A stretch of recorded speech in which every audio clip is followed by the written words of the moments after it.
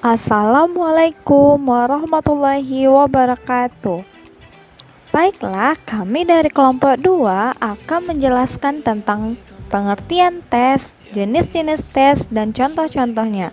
Sebelum lanjut ke materi, alangkah baiknya kami memperkenalkan diri dulu.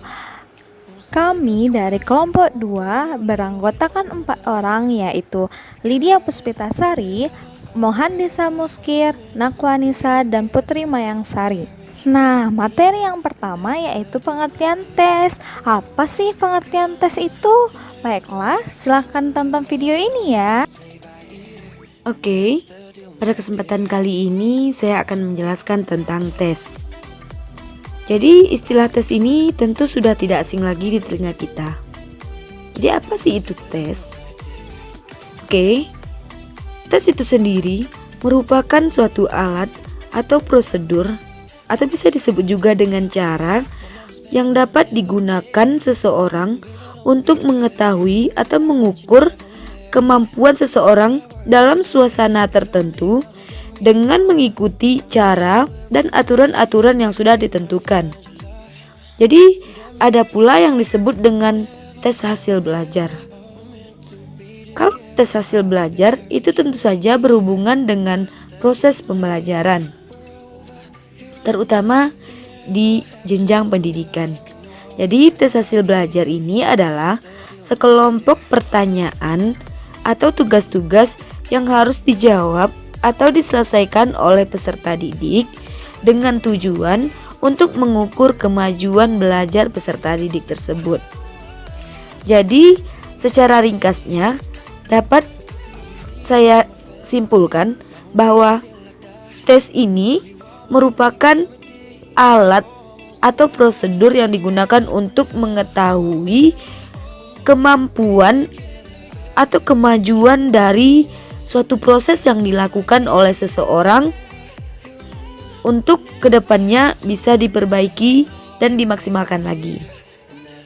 Sekianlah yang dapat saya sampaikan. Saya ucapkan terima kasih. Mana udah ngerti dong pengertian tes itu apa? Selanjutnya yuk kita bahas tentang jenis-jenis tes.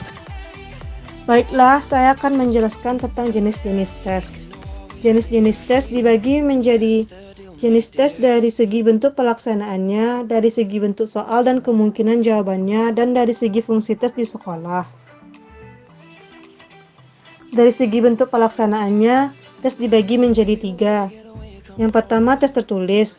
Tes ini dalam pelaksanaannya lebih menekankan pada penggunaan kertas dan pensil sebagai instrumen utamanya. Yang kedua, tes lisan.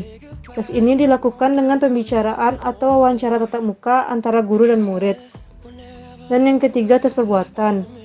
Tes ini mengacu pada proses penampilan seseorang dalam melakukan sesuatu unit kerja. Selanjutnya, dari segi bentuk soal dan kemungkinan jawabannya, tes dibagi menjadi 2. Yang pertama, tes esai. Tes ini disusun dalam bentuk pertanyaan terstruktur, sehingga siswa menyusun dan mengorganisasikan sendiri jawaban tiap pertanyaan itu dengan bahasa sendiri. Yang kedua, tes objektif.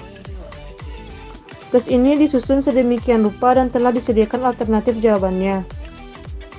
Tes ini terdiri dari berbagai macam bentuk, yaitu tes betul salah, tes pilihan ganda, tes menjodohkan, dan tes analisa hubungan. Selanjutnya, dari segi fungsi tes di sekolah, tes dibagi menjadi 4. Yang pertama, tes formatif. Tes ini diberikan untuk memonitor kemajuan belajar selama proses pembelajaran berlangsung. Dan tes ini diberikan dalam tiap satuan unit pembelajaran. Tes formatif bermanfaat bagi peserta didik untuk mengetahui apakah peserta didik sudah menguasai materi dalam tiap unit pembelajaran. Yang kedua, tes sumatif. Tes ini diberikan dengan maksud untuk mengetahui penguasaan atau pencapaian peserta didik dalam bidang tertentu. Tes ini dilaksanakan pada tengah atau akhir semester. Yang ketiga, tes penempatan. Tes ini diberikan dalam rangka menentukan jurusan yang akan dimasuki peserta didik atau kelompok mana yang paling baik ditempati peserta didik dalam belajar.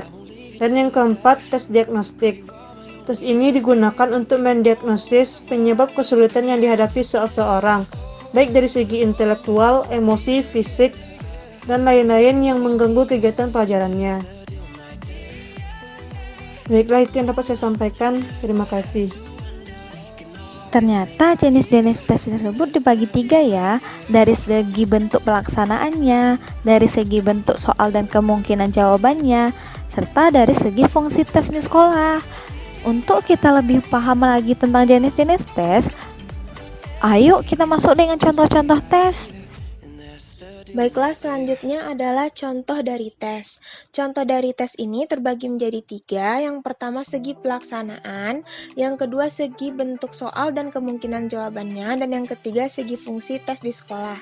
Kita akan bahas satu persatu, yaitu yang pertama tadi segi pelaksanaannya. Di segi pelaksanaan juga terdapat beberapa komponen.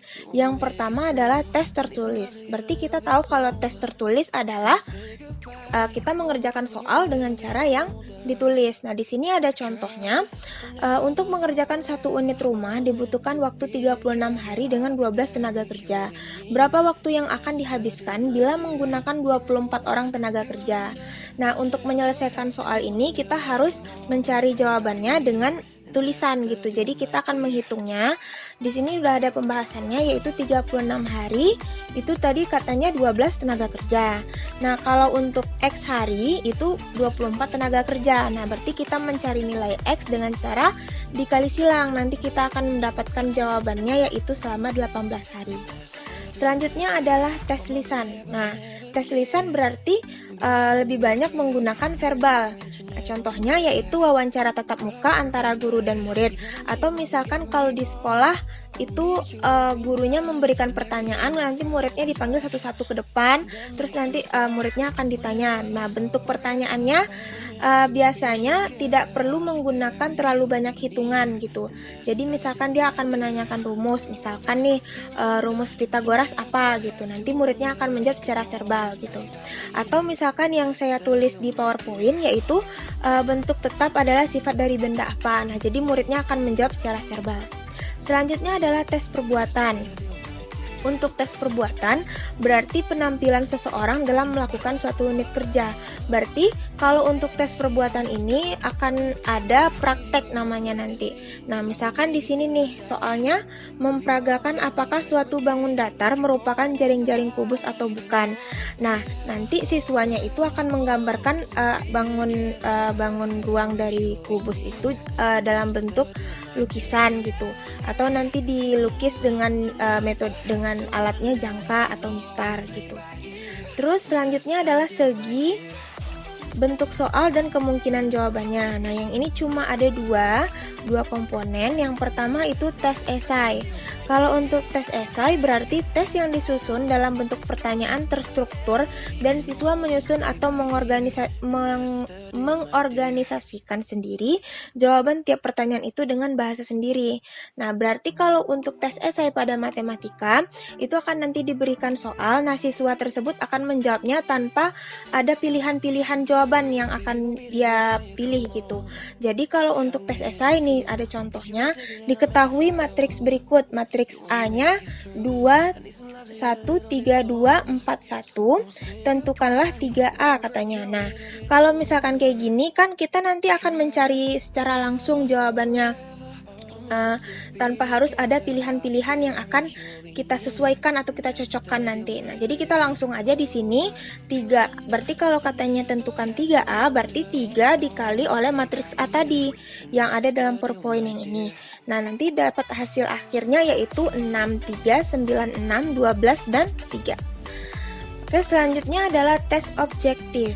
Nah, berbeda dengan tes sebelumnya yaitu tes esai. Objektif ini disediakan alternatif jawaban. Kalau yang tadi kan tidak ada tes esai kan nggak ada alternatif jawaban.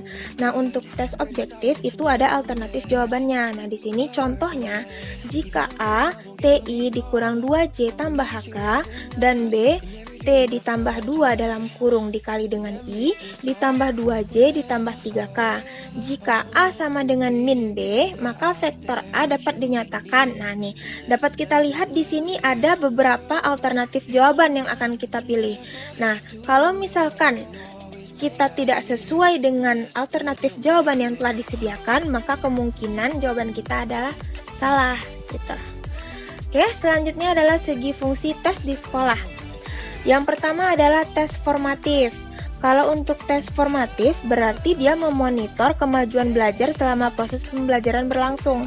Nah, di sini ada contoh soalnya, yaitu Ibu Endang akan mengajarkan materi bilangan pecahan senilai setengah atau sama dengan 2/4 pada peserta didiknya. Adapun langkah-langkah pembelajaran yang dilakukan Bu Endang, nah itu ada yang pertama menyiapkan kertas, membagi kertas menjadi 2 bagian, dan selanjutnya bisa kita lihat di PowerPoint. Nah, jadi pertanyaannya apa? Pembelajaran yang dilakukan Ibu Endang adalah pembelajaran dengan pendekatan apa gitu. Nah, di sini jawabannya adalah konstruktivisme. Berarti untuk tes formatif yaitu dia akan memantau kemajuan belajar si siswa itu selama proses pembelajaran gitu. Yang kedua adalah tes sumeratif. Tes sumeratif yaitu untuk mengetahui penguasaan atau pencapaian peserta didik dalam bidang tertentu. Tes sumeratif dilaksanakan pada tengah atau akhir semester. Nah, berbeda dengan tes formatif. Kalau tes formatif kan dia dilakukan selama proses pembelajaran. Nah, sedangkan tes sumeratif itu pada bagian akhir, biasanya pada tengah atau akhir semester. Jadi soal-soal yang dikeluarkan itu adalah rangkuman dari materi yang telah kita pelajari di awal sampai di akhir gitu ya. Nah, di sini ada contohnya, bisa kita lihat di PowerPoint. Di antara soal-soal berikut ini yang dapat mengukur kemampuan berpikir tingkat tinggi adalah, nah, kalau di sini bisa kita tebak ya, jawabannya adalah C, karena itu yang lumayan complicated. Selanjutnya adalah tes penempatan. Nah, tes penempatan itu apa? Yaitu tes yang diberikan dalam rangka menentukan jurusan yang akan dimasuki peserta didik atau kelompok mana yang paling baik ditempati atau dimasuki peserta didik dalam belajar. Nah, kalau tes penempatan pada sekolah biasanya pasti tes untuk memasuk jurusan IPA atau jurusan IPS gitu kan.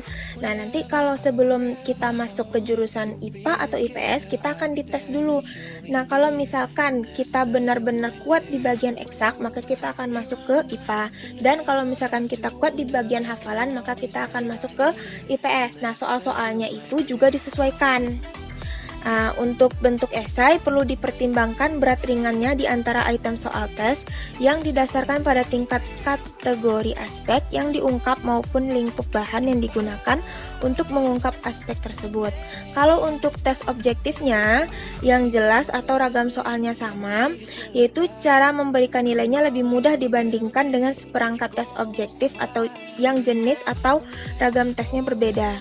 Bila ragamnya berbeda, maka dalam memberikan nilai terakhir untuk setiap individu harus didasarkan pada bobot berat ringannya soal dalam hal ini dalam hal ragam teks. Oke, yang terakhir adalah tes diagnostik. Nah, kalau tes diagnostik berarti dia mendiagnosis penyebab kesulitan yang dihadapi seseorang baik dari segi intelektual, emosi, fisik, dan lain-lain yang mengganggu kegiatan belajarnya. Ini bisa kita lihat contohnya, yaitu ini hasil dari min 25 dikali 8 ditambah negatif 9 dalam kurung dibagi 2 tambah 7 dalam kurung. Nah, ini pasti nanti menyelesaikannya dengan menggunakan kukabataku. Nah, sekian presentasi dari saya kembalikan kepada moderator. Mungkin itu saja. Mudah-mudahan video kami bermanfaat ya bagi kalian semua. Jangan lupa like, comment, and subscribe. Sampai jumpa di video selanjutnya. Wassalamualaikum warahmatullahi wabarakatuh.